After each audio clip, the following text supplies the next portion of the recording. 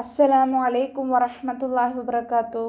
കഴിഞ്ഞ ക്ലാസ്സിൽ സൂറ ബഖറ 9 ആയത്തുകൾ മനസ്സിലാക്കി. ഇൻഷാ അല്ലാഹ് ഇന്ന് ബാക്കി വരുന്ന കുറച്ച് ആയത്തുകൾ നോക്കാം. അഊദു ബില്ലാഹി മിനശ് ശൈത്വാനിർ റജീം. ബിസ്മില്ലാഹിർ റഹ്മാനിർ റഹീം.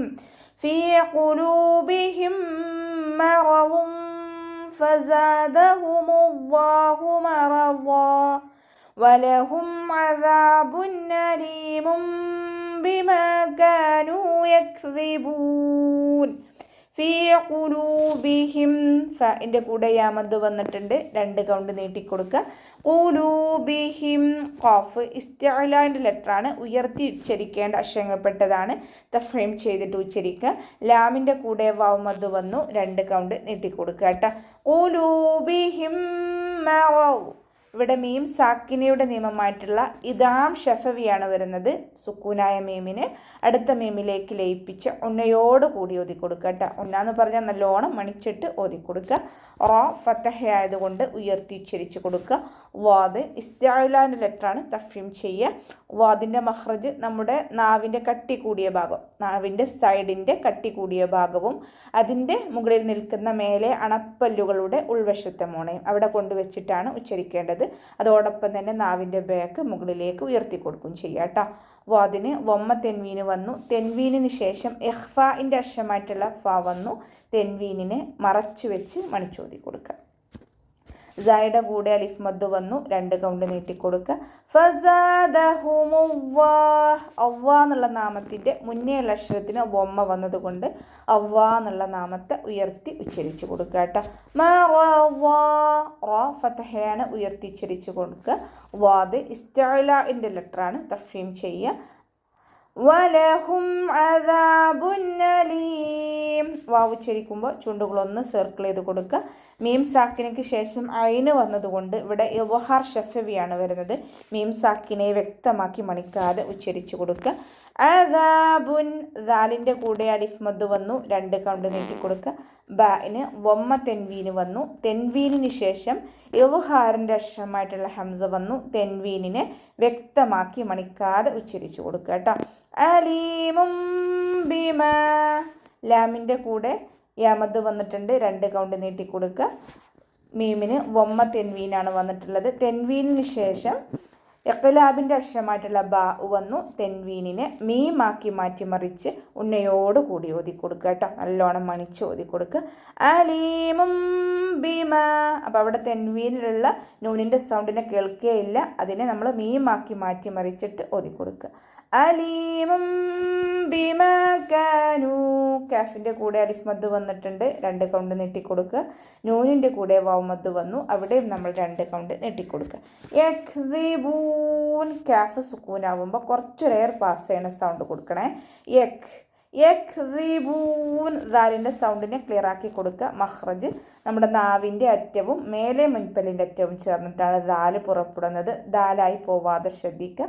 അവസാനത്തിൽ മദ് 6 സുക്കൂനിൽ വഖഫ് ചെയ്യുമ്പോൾ 2, 4, 6 കൗണ്ട് വീതം നീട്ടി വഖഫ് ചെയ്യാം. وَإِذَا قِيلَ لَهُمْ لَا تُفْسِدُوا فِي الْأَرْضِ قَالُوا إِنَّمَا نَحْنُ مُصْلِحُونَ.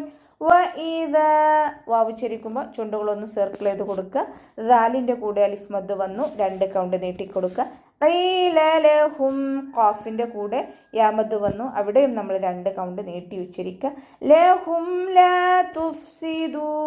ലാമിൻ്റെ കൂടെ അലിഫ് മദ് വന്നു, 2 കൗണ്ട് നീട്ടിക്കൊടുക്കുക. ഫ ഖൽഖലയുടെ ലെറ്ററില്ലാത്തത് കൊണ്ട് ഹാഫ് സുക്കൂന് കൊടുക്കുക. ദാലിൻ്റെ കൂടെ വാവ് മദ് വന്നു, അവിടെ നമ്മൾ 2 കൗണ്ട് നീട്ടി പാരായണം ചെയ്യുക കേട്ടോ. ലാ തുഫ്സിദൂ ഫിൽ അർദ്. ഫഇൻ്റെ കൂടെ യാമദ് വന്നിട്ടുണ്ട്, പക്ഷെ നമ്മൾ ഹംസത്തുൽ വസ്ൽ വന്നതുകൊണ്ട് ആ യാമദ്ദിനെ കട്ട് ചെയ്തിട്ട് ഉച്ചരിക്കുക കേട്ടോ. മദ്ദക്ഷരത്തിന് ശേഷം ഹംസത്തുൽ വസ്ൽ വന്നു കഴിഞ്ഞാൽ ഏത് മദ്ദായാലും, അലിഫ് മദ്ദായാലും യാമദ്ദായാലും വൗ മദ്ദായാലും ഒക്കെ നമ്മൾ കട്ട് ചെയ്തിട്ട് ഉച്ചരിക്കുക. ഫിൽ ഔ. ലാമ് ഖൽഖലയുടെ ലെറ്ററാത്തത് കൊണ്ട് ഹാഫ് സുക്കൂന് കൊടുക്കുക. റാഇനും ഹാഫ് സുക്കൂന് കൊടുക്കുക. വാദ് ഇസ്തിഅലാൻ്റെ ലെറ്ററാണ്, തഫ്ഹീം ചെയ്യുക. ഇത്ബാഖിൻ്റെ ലെറ്ററും കൂടിയാണ്. അപ്പോൾ കെസ്റയായാലും നല്ലോണം നാവിൻ്റെ ബാക്ക് മുകളിലേക്ക് ഉയർത്തിയിട്ട് വേണം ഉച്ചരിക്കാൻ. ഖാലൂ ഇന്നമാ ഖാഫ് ഇസ്തിഅലാന്റെ ലെറ്ററാണ്. തഫ്ഹീം ചെയ്തിട്ട് ഉച്ചരിക്കുക. ലാമിൻ്റെ കൂടെ മദ് വന്നു. മദ്ദക്ഷരത്തിന് ശേഷം അടുത്ത വേർഡിലായിട്ട് ഹംസയും വന്നു. മദ് ജായിസ് മുൻഫസിൽ 2 or 4 കൗണ്ട് വീതം നീട്ടി ഉച്ചരിക്കുക കേട്ടോ. ഖാലൂ ഇന്നമാ നഹ്നു മുസ്ലിഹൂൻ.